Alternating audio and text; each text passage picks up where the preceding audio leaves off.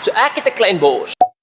En soos baie van julle weet, probeer ek dit groei. Nou, hierdie comment was gelos op een van my video's waar ek sê my bors is klein en ek probeer hom groei. En ek gaan 'n bietjie van 'n advies vat en kyk of voel ek dit meer in my upper chest of nie. Normaalweg sou ek redelik wyd gevat het en so diep as moontlik gegaan het met my arms redelik geflare en dan op. Nou gaan ek 'n closer grip vat en tot die beste van my vermoë my elleboog probeer intak teen my lyf en dan behoort dit my upper chest meer te target.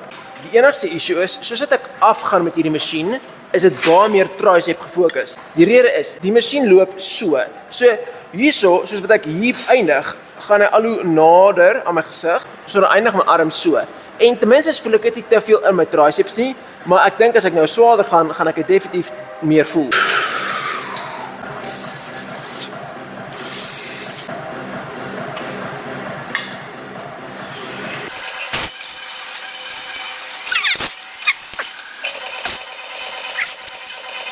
Alhoewel ek dit nou meer direk in die boonste gedeelte van my bors voel ek dit ook meer in die voorste gedeelte van my skouer. Dankie vir die advies.